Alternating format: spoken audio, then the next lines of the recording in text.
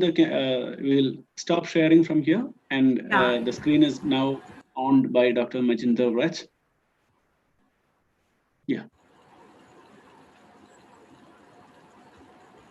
She was, despite all the bad climatic conditions, what our keynote speaker was happening last night, she had messaged me that she was having a current electricity failure and all those things. And despite all those things, she's here for us. And we had to change the schedule a bit because she could not attend in the morning session. Welcome, ma'am. And on behalf of the Department of English at LISA College, and for the college and for the students, I welcome you to the function. Over to you, ma'am. Yeah. Thank you so very much for calling me as a keynote speaker, because this topic is very close to my heart. It has been part of my PhD thesis. Let me begin with the title of my PhD thesis. It was recovery and healing as the lead motif in selected partition narratives. So taking from where the last speaker left, the last girl who was presenting her paper, she concluded with the quote from Mahatma Gandhi. She said, freedom is not freedom if it doesn't gives us the freedom to make mistakes. So the freedom to make mistakes, very right and fine with it. But, you know, learning from the mistakes, that is very important. And if we still haven't learned lessons from the partition of India in 1947, and thereafter, you know, for every Pakistan, there was a Bangladesh around the corner, the kind of fragmented society we have in present. So, you know, there is a urge or there is a need to revisit partition to pick up the lessons. Of course, the freedom to make mistakes, but also the freedom to learn lessons. So my today's presentation would be focusing on a very latest text. The title of my presentation is Material Memories as Ambassadors to Lost Histories and Poems in Anchal Malhotra's The Remnants of a Separation. Now, if you can see the picture, this picture on the cover of the novel is of Anchal Malhotra's grandmother, Bhag Malhotra, and you can see the very beautiful Mang Tika. So here is how we correlate to the material memory of partition. You know, what you can say, the tales or the narratives of freedom struggle, they are glorified in the literature. But there is also what you can say a large range of literature which also discusses about the plight of partition. The catastrophe, the traumatic experience of partition, which really made people to suffer. There was loot, arson, rape, you know, and very traumatic past we have.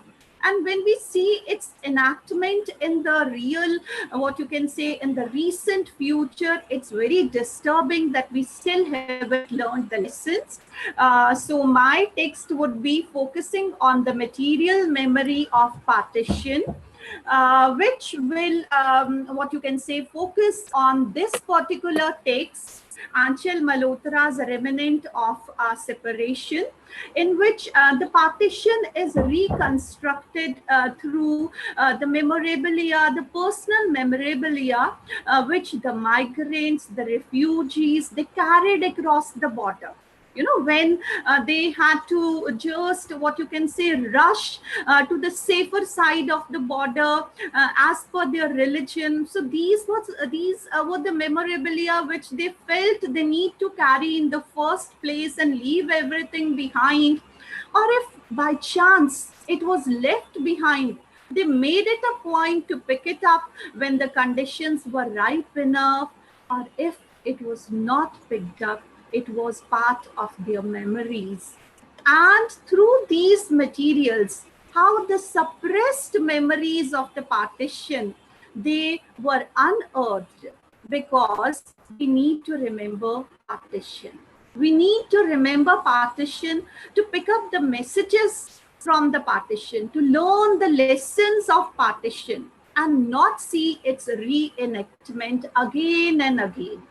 Now, Anchal Malhotra's Remnants of a Separation reconstructs the history of the partition, as I've already shared, through the person memorabilia like clothes, jewels, vessels. It may be religious books, photographs, or even intangibles. We'll read about a person who really misses his hockey field at AMU, while a student at AMU, how he used to cherish his playground at AMU, and when he moves to Lalpur in Pakistan, he really misses his university days. And in the hurry-burry of the partition, how the only things which he carried were the pictures of his hockey ground. So these shared personal narratives of the people affected by the partition, they are totally ignored and untouched in the official state narrative. Now, there is a contrast between the people's history, which we study in literature, and the official narrative, which we study in the official history. The literature, it makes very crystal clear the bonhomie between the communities before the partition happened, the sudden outburst of violence, which was more political, and how their hasty departures with their most loved possessions help us trace what you can say. I'm not able to flip through my screen. Yes. Coming to how the material memories of partition are related to the culture and civilization of a period. Material memories, they are imbued in the preserved objects, the site, and they can very well be a wellspring to delve what you can say deeper into the culture and civilization of a particular place and time. Now, the modern time, it is, now very uniquely structured by the trauma of partition, wars, genocide. Like one of the participants, she listed all the riots which take place in independent India. So it is really very challenging for the societies to remember their collective wrongs. Literature states it very categorically that, there was not one side which was on the wrong. It's our collective wrong. The trauma of partition, the catastrophe of partition, it is a collective wrong, and we need to move forward. But before that, we need to remember partition for the healing to take place, for the reconciliation to take place. Now, this very text, it focuses on objects as portals into the past which is getting forgotten. We are, going to be, what you can say, shortly losing the last generation who witnessed partition. There is a need to document their experiences, the pulsating with life, contested possessions of the refugees that they made a point to take along, or they were forced by the circumstances to leave behind, to pick up at a later period of time, or there was a feeling of bewailing because a lot of memories were associated with those materials.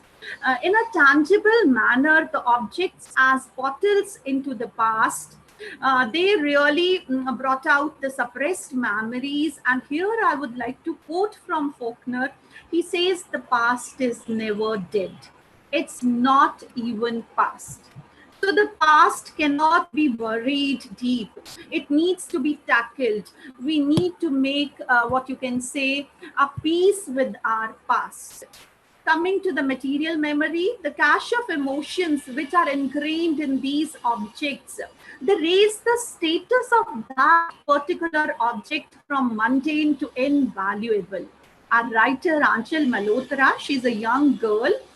She says how for the migrants, a dusty and a torn out old book, old shawl, pashmina shawl, which brought back memories of the mother, or the rust encrusted lock, all these very mundane objects that guarded their pre-partition home gained the status of proprietorship with the passage of time. Nostalgia. And as the writer, this is a non-fictional account, as the writer was talking to these refugees, she could see how the expressions like this is mine, this is my mother's, this is my family's, these expressions beamed out from the cockles of the heart of the refugees when they were talking about what we can say the prized possessions of what you can say their ancestral homes, pre-partitioned homes. Now, movement of population is not merely the movement of population. It is movement of memories. I'll just discuss only 2-3 narratives. The first narrative, like I've already given you some clue about it. And what is beautiful about Aanchal Malhotra's oral histories that she has taken narratives from both India and Pakistan. Now, this Nazir, he recalls his university days at AMU, and the only thing which he carries across to Pakistan is his photographs from that period. Another account of Sumitra Kapoor, the name of the account is The Musical Solace in My Mother's Prayers. It talks about how when the good days return and one of Sumitra Kapoor's neighbors was going to, get back certain cash which he had hidden in his ancestral home in Pakistan, all that Sumitra Kapoor asked him was to bring her what you can say the holy book Guru Granth Sahib, and she could remember the whole time before the partition when her mother used to chant from that holy book, and she only wanted I just need to put my laptop on charging, as we have spoken about the power failure. So coming back to all she wanted was her what you can say holy book to be picked up. She didn't want any wealth or anything to be carried across the border. And the third account is of Faz Rabbani, how his family, Faz Rabbani, he moved to Lalpur from Jalandhar, and his ancestral home, how they just wanted to get one nameplate from their ancestral home in Jalandhar back to Lalpur. It was too much of a task because it was of 15 kgs. But, there were a lot of memories embedded in that very nameplate, and it needed to be carried across to their what you can say the new home. Now, the collective memories, what is their role? They are the shared experiences. And French sociologist Maurice Helbach, he connects the dots between memories, events, narratives, communities, and traditions. And he calls them that they are strands of the same thread. Memory, there are multiple narrations of memory. It takes in its discourse the sites and symbols of remembering, such as monuments, museums, materials, and landscape. We recently witnessed the opening of the Kartarpur Sahib corridor. How, devotees across the world, they wanted to visit that, what you can say, the places of eminence, the religious places which they had left behind in Pakistan. Now, the narratives, there are about 19 oral histories which Aanchal Malhotra documents very with all the nuances and intricacies. The narratives in remnants of a separation, they are what you can say, they focus on the reservoir of memory which is deep inside what you can say buried deep in these memorabilia, and how it reveals the social culture of those terrible times and detangles the hidden and unspeakable feelings of sadness, shame, and trauma, because we need to come to terms with those feelings. Otherwise, there is no possibility of healing. Like my thesis totally focused on recovery and healing. So the oral histories of partition, which Anchal Malhotra took in her non-fiction, they accentuate the relevance that the objects which the bearers they carried with the weight of the past, how the objects they struck a fulfilling relationship, companionship with the migrants on the road to new citizenship. And these pride souvenirs, how they became tangible links of belonging to a place, carving a belongingness that can only be claimed through the pathway of belongings. These idolized possessions that survive through the partition and exist in the present too after more than 70 years. They may be in sight, but they surely are in the memories.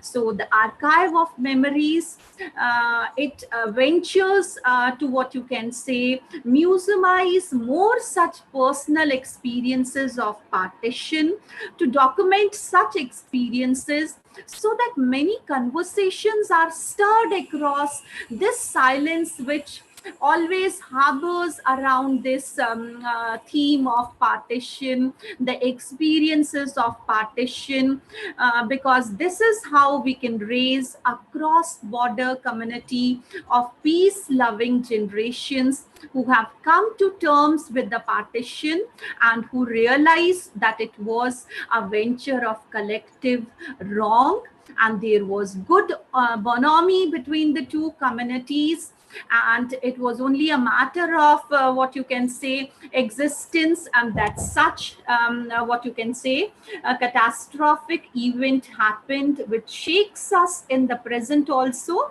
and we need to learn many lessons, and what you can say go towards a feeling of communityhood, where we what I would conclude from one of the fellow presenters. She emphasized on the text, The Shadow Lines, a beautiful text written by Amitav Ghosh. Amitav Ghosh, he contrasts the cosmopolitanism of Tridib and Ella with what you can say the toxic nationalism of Thama. So today is the time to embrace what you can say